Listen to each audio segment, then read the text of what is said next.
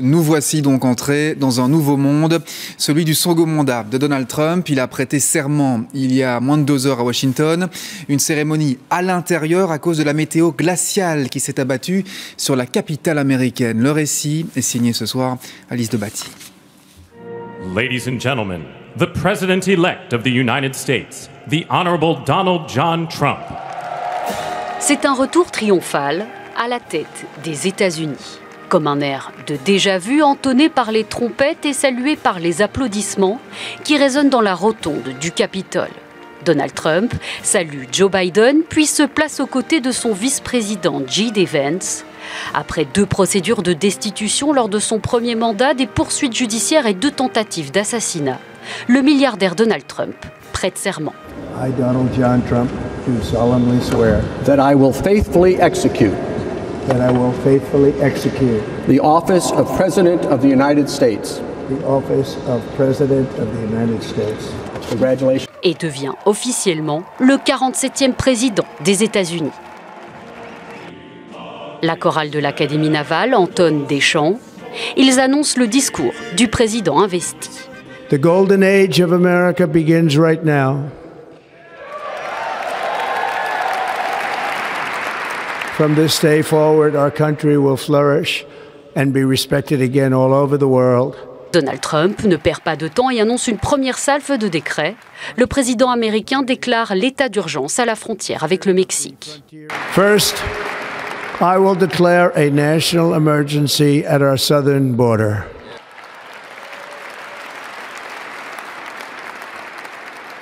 All illegal entry will immediately be halted, and we will begin the process of returning millions and millions of criminal aliens back to the places from which they came. Le président veut aussi doper la production d'hydrocarbures aux États-Unis. Today I will also declare a national energy emergency. We will drill, baby, drill. Il ordonnera aussi de reconnaître l'existence de seulement 2 genres par l'État fédéral. Enfin, Donald Trump veut planter le drapeau américain sur la planète Mars. And we will pursue our manifest destiny into the stars, launching American astronauts to plant the stars and stripes on the planet Mars. Des annonces faites comme le veut l'usage devant les anciens présidents américains. Vers 21h45, après la parade présidentielle, Donald Trump sera escorté par l'armée jusqu'à la Maison-Blanche, son bureau pour les 4 prochaines années. Et vous l'avez vu, la cérémonie a donc eu lieu à l'intérieur du Capitole à cause des températures polaires à Washington. Ceci dit, des milliers de soutiens de Donald Trump ont pu suivre la cérémonie dans une salle omnisport, non loin de là, la Capital One Arena avec ses 20 000 places. Beaucoup d'autres Américains sont, eux, restés dehors, comme nos envoyés spéciaux à Washington, Gary Montier et Régis Derade. Bonsoir Régis, décrivez-nous l'atmosphère dans les rues de Washington aujourd'hui. Écoutez, Laurent, le froid n'a effectivement pas dissuadé les milliers de supporters de Donald Trump de venir se presser ici aux abords de la Capital One Arena. Des milliers de personnes qui ont simplement dû attendre dans le froid polaire qui s'est abattu sur la ville et qui n'auront donc rien vu de cette cérémonie d'investiture. Le choix pris par Donald Trump de prêter serment à l'intérieur du bâtiment et de ne pas apparaître sur le balcon du Congrès a eu des conséquences inimaginables sur l'organisation de cet événement. 20 000 personnes dans une salle de concert alors que 250 000 invitations avaient été envoyées. Vous imaginez évidemment que tout le monde n'a pas pu entrer dans la salle. Alors on a croisé beaucoup de personnes très déçues de la manière dont ça se passait. On a aussi rencontré ce qu'on pourrait appeler un positivisme aveugle de la part des radicaux MAGA, des radicaux du Make America Great Again, qui trouvent toujours un aspect positif à ce qui est en train de se passer. Voyez ce reportage que nous avons réalisé avec mon caméraman ici à Washington, Gary Montier. Mis à part quelques écureuils sautillants, il n'y avait pas un supporter de Donald Trump à l'horizon sur le gigantesque mall de Washington, là où tous les 4 ans se pressent traditionnellement des centaines de milliers d'Américains. Cette année, pour suivre la cérémonie, il fallait s'accrocher. We were hoping that we could go over to the National Mall, but they're not having it this time. So everybody's going to the convention center, which holds maybe 50,000. and they're not letting any more people in there. Are you disappointed? Yes. Résultat dans la ville, entre ceux qui veulent quand même rejoindre le mall et ceux qui veulent aller à la Capital One Arena, c'est la pagaille. Trying to get on the mall. It is complicated to move here today. Right. Capital One, yeah, so you're going to come to 7th Street, sir, and make a left, go up to E Street and make a left on E Street. Okay, and then a right on 9th. Il y a des barrières partout, des checkpoints du Secret Service à franchir, même les super VIP sont bloqués à certaines grilles. C'est le cas de Danny White, l'un des tout proches de Donald Trump. Back off. We don't have time right now. Tommy et Charlotte sont venus, eux, de Belgique pour l'événement. Ils sont passablement agacés par le chaos ambiant. Et hier, on a fait la queue pendant 5 heures pour arriver nulle part. Et ce matin, on s'est levé à 5h30. Mais quand on est arrivé ici, c'était déjà la folie là-bas. Je ne comprends pas pourquoi il a annulé le grand spectacle là, parce que c'est froid, mais ça va. Hein? On ne glisse pas, hein? Il n'y a pas de neige, rien de tout. Is it a bit complicated today to move? Yeah, no, it's fine. I mean, it's good for the president, you know, to have top security. Okay. So, yeah. Voilà comment on bascule du côté MAGA de la force. Pour le mouvement Make America Great Again, il est de rigueur de toujours positiver l'image du leader. We're MAGA. We're not disappointed because we have a country left. We all win today. We all win. Most importantly, the Belgian waffle is going to be much more successful because America is great. So goes America, so goes the world. Les MAGA voient dans cette deuxième investiture le début d'une ère dorée. Elle se fera, c'est leur choix, en relation étroite avec les mouvements de l'extrême droite du monde entier. Well, I think he's invited everyone. I mean, obviously, there's a lot of right-wing in there, but I'm not sure how many right-wing or left-wing people like high taxes. Absolutely, to get the message out, you know, to people understand what the conservative values are really going to do to help benefit. Aux abords du Capital One Arena, cet homme à la casquette noire des Dark MAGA a déjà fait la file 5 heures depuis ce matin. Mais il affirme sans preuve qu'il s'agit d'un complot.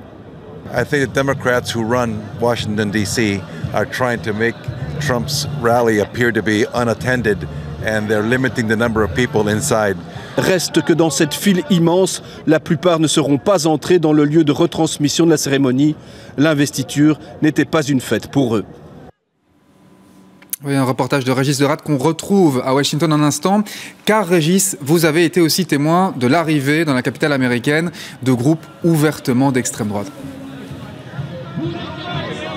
Oui, Laurent, alors que Donald Trump venait tout juste de prêter serment, un groupe assez impressionnant de Proud Boys a débarqué ici aux abords de cette Capital One Arena. Les Proud Boys sont un groupe d'extrême droite violent.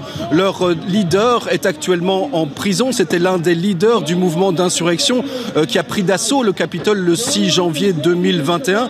Il a été condamné à la plus lourde peine de prison dans cette affaire, 22 années de prison. Alors je dois vous avouer, Laurent, que voir ce groupe d'ultra-radicaux débarquer ici encagoulés, en chantant des chants que j'imagine nationaux, fait plutôt froid dans le dos. Et là, ce n'est pas de la météo dont je vous parle à présent. Régis Deratte et Gary Montier en direct de Washington. Merci beaucoup à vous deux. Donald Trump s'est fait élire en grande partie grâce à son programme économique. Il a promis par exemple des baisses d'impôts, baisses sur les prix de l'énergie. Il a aussi promis de taxer les produits étrangers pour protéger les entreprises américaines. Et ça va avoir des conséquences sur l'Europe et sur la Belgique. Bonsoir Simon Bourgeois. Comment l'arrivée de Donald Trump pourra-t-elle impacter l'économie mondiale ? Alors aujourd'hui, surtout beaucoup d'incertitudes. On commence à connaître Donald Trump qui ne fait pas toujours ce qu'il annonce, mais à mon avis quand même 2 effets Trump notoires à bien comprendre sur l'économie mondiale. Le premier, ce sont ces fameuses barrières douanières, taxer d'au moins 10% tous les produits qui viennent de pays étrangers et qui arrivent aux États-Unis. Il a même parlé de 60% pour tout ce qui vient de Chine. Ça va donc coûter plus cher aux entreprises belges, asiatiques d'exporter vers les États-Unis, ce qui va ralentir le commerce international, ce qui va ralentir la croissance mondiale. Et c'est ça, à mon avis, la première conséquence, un ralentissement économique. On estime d'ailleurs à peu près 1% de croissance mondiale en moins cette année avec l'arrivée de Trump. Ce ralentissement va évidemment se ressentir aussi en Belgique, puisque que non seulement nos entreprises vont moins exporter vers les États-Unis, mais surtout moins exporter vers nos voisins, l'Allemagne, la France, les Pays-Bas, à qui on fournit beaucoup ce qu'on appelle des produits semi-finis, donc des pièces pour construire par exemple des avions, des voitures qui sont assemblées chez nos voisins et puis exportées aux États-Unis. Donc il risque d'y avoir un effet indirect pour la Belgique. On est un tout petit pays, on est fort tributaire du commerce international. S'il ralentit, notre économie aussi. Donc, imaginons qu'il fait ce qu'il dit, que l'économie mondiale, en conséquence, ralentit. Concrètement, pour nous, pour les téléspectateurs qui nous regardent, pour les consommateurs belges, en fait, qu'est-ce qui va se passer? Ça veut dire quoi? L'Europe va probablement riposter à ces nouvelles taxes américaines en faisant l'inverse, en retour, en taxant les produits américains qui arrivent chez nous. Ça veut dire que ces produits vont coûter plus cher. Et ça, concrètement, pour nous, c'est la deuxième conséquence des politiques économiques de Donald Trump, c'est des hausses de prix, de l'inflation, en tout cas pour les produits qu'on s'échange entre nous. Par contre, et c'est important de bien le comprendre, il risque de se passer exactement l'inverse avec la Chine, puisque les produits chinois vont être encore bien plus taxés en arrivant aux États-Unis. Sans doute que la Chine sera désireuse de plus exporter vers l'Europe. Ça veut dire plus de produits chinois chez nous. Ça veut dire des prix sur les produits chinois qui baissent. A priori, bonne nouvelle pour les consommateurs, mais mauvaise nouvelle pour les entreprises européennes, belges, qui vont subir encore plus cette concurrence asiatique, ce qui pourrait être un risque pour l'emploi chez nous. Des conséquences nombreuses jusque chez nous. Merci beaucoup Simon Bourgeon. On rappelle que vous êtes notre spécialiste sur toutes les questions économiques. Et puis une dernière image pour refermer cette page consacrée aux États-Unis. Image plutôt insolite, un selfie du président sortant Joe Biden avec sa femme. Vous le voyez devant la Maison-Blanche. Selfie sous-titré « Un dernier selfie pour la route ». Clairement, une page se tourne.